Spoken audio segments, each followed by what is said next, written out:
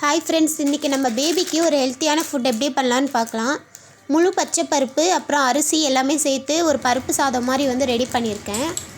இந்த ஃபுட் நீங்கள் வாரத்தில் ஒரு 2-3 டேஸ் பேபிக்கு கொடுத்திங்கன்னா நல்லா வெயிட் கெயின் ஆகும்.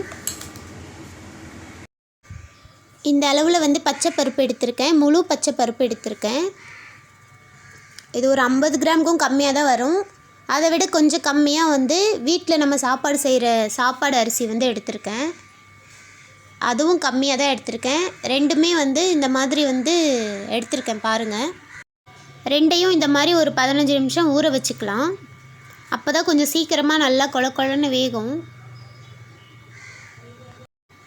இதை நான் எப்போவுமே ஒரு 11 மணிக்கு மேலே இல்லைன்னா லன்ச் டைம் அந்த மாதிரி டைமில் நான் கொடுப்பேன். மத்தியானம் சாப்பாடாக கொடுத்துருவேன். நல்லா ஊற வச்சு நல்லா 2-3 டைம் வாஷ் பண்ணிவிட்டு வந்துட்டேன். இப்போ தண்ணி சேர்த்துடலாம்.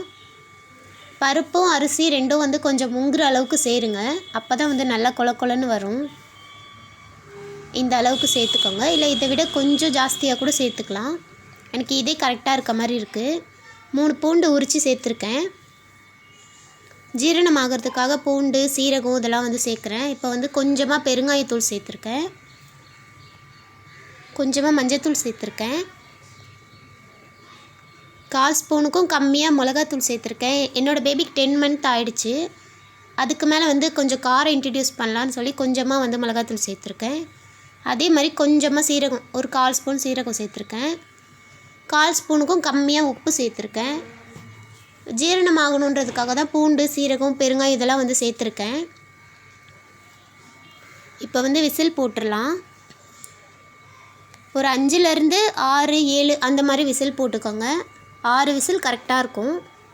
விசில் வந்துருச்சு. பாப்பாவுக்கு இப்போ அந்த பருப்பு வெந்துருச்சான்னு பார்க்கலாம். ஸ்டீம் எடுத்துகிட்டு ஓப்பன் பண்ணிக்கிறேன். ஓப்பன் பண்ணிடலாம். பருப்பு இப்போ இந்த மாதிரி தான் வெந்திருக்கு. பருப்பும் சாதமும் பார்த்திங்கன்னா தெரியும், நல்லா தீயவே இல்லை, நல்லா கரெக்டாக இருக்க மாதிரி இருக்குது. இதை கொஞ்சம் அப்படியே நல்லா மசிச்சுட்டு கரண்டியை வச்சு இந்த மாதிரி மசிச்சு விட்டுக்கலாம். இன்னும் கொஞ்சம் உங்களுக்கு கொல கொலன்னு வேணும்னா கொஞ்சம் தண்ணி ஊற்றி இன்னொரு விசில் எக்ஸ்ட்ரா போட்டுக்கோங்க. இதுவே எனக்கு கொஞ்சம் கொல கொலன்னு இருக்க மாதிரி தான் இருக்குது. கொஞ்சமாக தண்ணி சேர்த்துக்கிறேன், இன்னும் கொஞ்சம் கொல கொலன்னு கிடைக்கணுன்றதுக்காக.